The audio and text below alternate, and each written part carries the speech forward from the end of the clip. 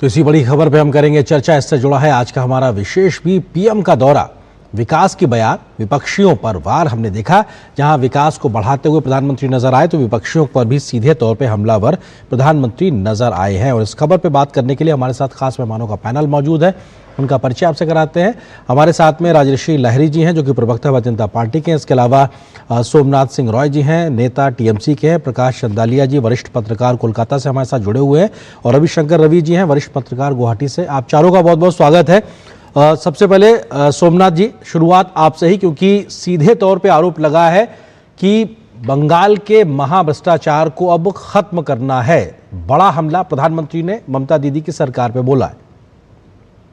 ये तो बहुत स्वाभाविक है, प्रधानमंत्री ये बात कहेंगे क्योंकि प्रधानमंत्री एक पार्टी का लीडर है, ये मानना पड़ेगा। बीजेपी पार्टी का लीडर है। बीजेपी अभी बंगाल में अपोजिशन में है।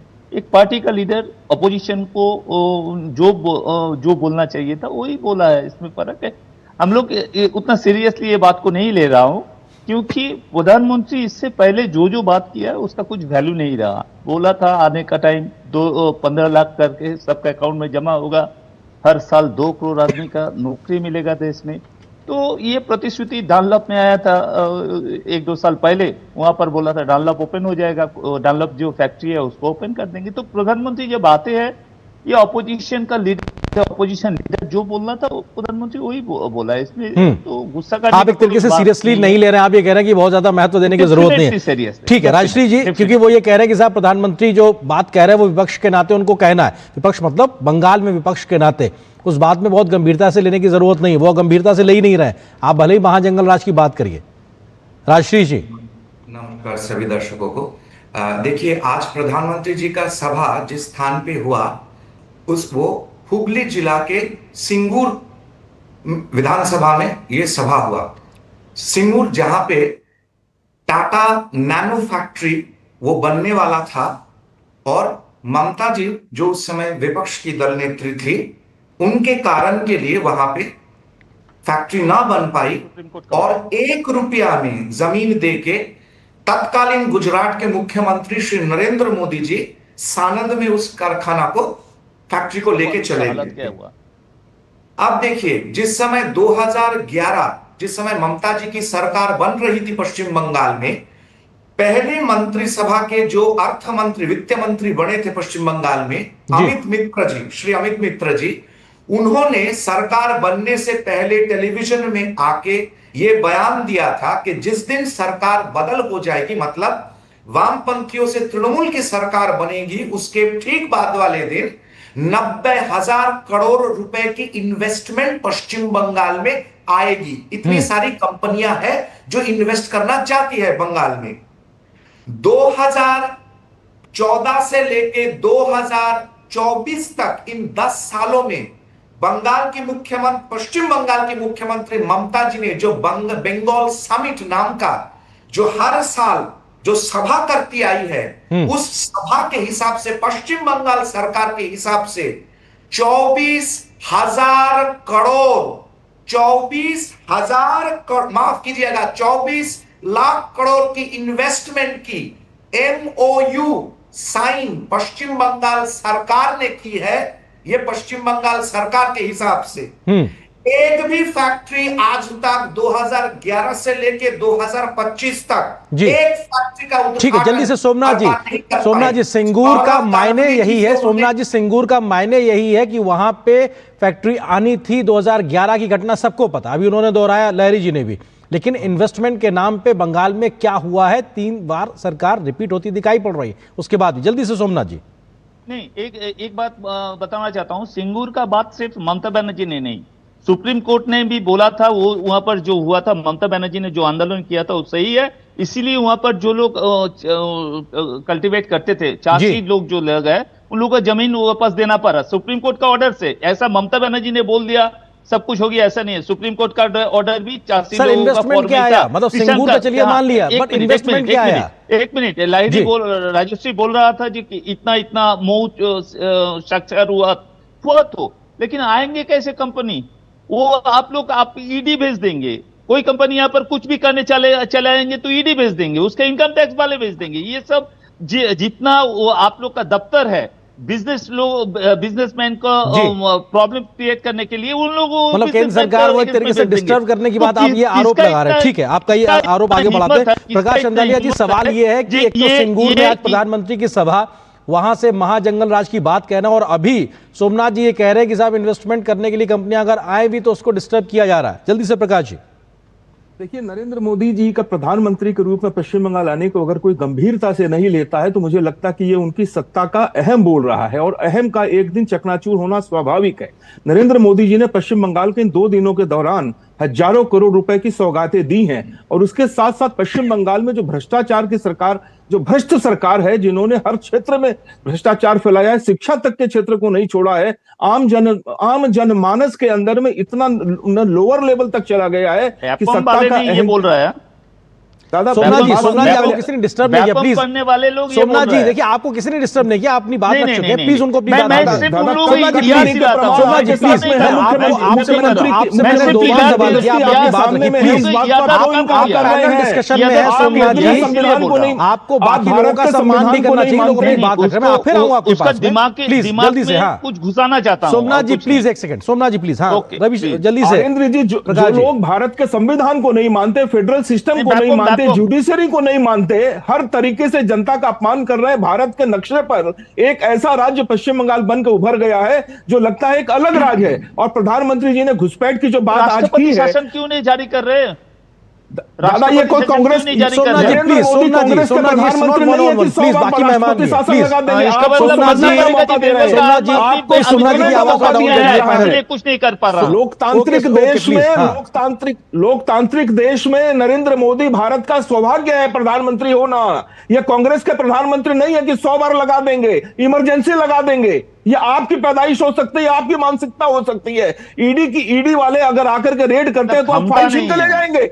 यह नरेंद्र मोदी है, पूरे वर्ल्ड लेवल का इनका रेंज है, आप जानते हैं इनको, आप समझते नहीं है। अगर देश ठीक है, एक सेकंड तो यहाँ पर सोमनाथ जी, सोमनाथ जी, एक सेकंड, खतरे में है। प्रकाश जी, सोमनाथ जी, एक सेकंड प्लीज, प्रकाश जी, सोमनाथ जी, एक सेकंड प्लीज, आप दोनों की आवाज नहीं आ रही, पहले थोड़ा सा आवाज कम कर दिए दोनों मेहमानों की प्लीज। रविशंकर रवि जी, वरिष्ठ पत्रकार हमारे साथ हैं, असम से जुड़ रहे हैं, उनसे भी बात करते हैं। प्रधानमंत्री इन 2 दिनों के दरमियान असम भी थे। रवि जी, सवाल यह है कि प्रधानमंत्री ने असम दौरे के दरमियान जहां विकास की बयार को लेकर तमाम बड़ी योजनाओं की शुरुआत की, तो कांग्रेस पर सीधा हमला किया कि साहब कैसे देश के हित के खिलाफ जाकर असम की जमीन को सौंप दिया गया घुसपैठियों के नाम पर। वो एक स्थिति साफ तौर पर उन्होंने फिर से एक गंभीर आरोप लगाया। किस तरीके से प्रधानमंत्री के इस आरोप को देखा जाए? रविशंकर रवि जी। देखिए भाई, पूरे देश में या जो बात बंगाल को लेकर चल रही है वो एक अलग मुद्दा है, लेकिन मैं ये बताता हूं कि पूर्वोत्तर के लिए नरेंद्र मोदी जब से प्रधानमंत्री बने हैं वो पूर्वोत्तर के लिए बिल्कुल एक महापुरुष के रूप में अवतरित हुए हैं। ये पूर्वोत्तर के लोगों का मानना है। मैं अतिरंजित बात नहीं कर रहा हूं, मैं पूर्वोत्तर के लोगों की भावना की बात कर रहा हूं। आज पूर्वोत्तर कहाँ है? आज पूर्वोत्तर का हर शख्स बोलता है कि पहले लोग बोलते थे कि दिल्ली बहुत दूर है, अब लोग बोलते हैं दिल्ली है कहाँ दूर। और फिर पूर्वोत्तर के साथ सबसे बड़ी क्या दिक्कत थी? कम्युनिकेशन की दिक्कत, यातायात की दिक्कत थी जी। आज आइजोल, मिजोरम की राजधानी, जहां तक जाने में बहुत दिक्कत होती थी, आज मिजोरम के लोग राजधानी में बैठकर दिल्ली तक पहुंच रहे हैं। ईटानगर के, अरुणाचल के लोग ईटानगर नाहरलगुन में बैठकर राजधानी एक्सप्रेस से दिल्ली तक जा रहे हैं। और पूर्वोत्तर से देश के अधिकांश प्रमुख शहरों के लिए सीधी रेलगाड़ी है। क्यों नहीं हुआ अभी तक? क्या हुआ? पिछले कई सालों से गुवाहाटी से जो ब्रॉड गेज, सिलचर या अगर आप बोलिए कि अगरतला तक लंबित पड़ा हुआ था, रेल लाइन बन नहीं पा रही थी, उग्रवादियों का प्रॉब्लम हो रहा था जी। ऐसा क्या हुआ कि नरेंद्र मोदी जी के प्रधानमंत्री बनने के बाद वो सारी योजनाएं अपने समय वक्त पर चलने लगी? और रेल के लिए पूर्वोत्तर के साथ देखिए, अगर पूर्वोत्तर का विकास चाहते हैं तो कम्युनिकेशन चाहिए जी, यातायात की उत्तम व्यवस्था चाहिए।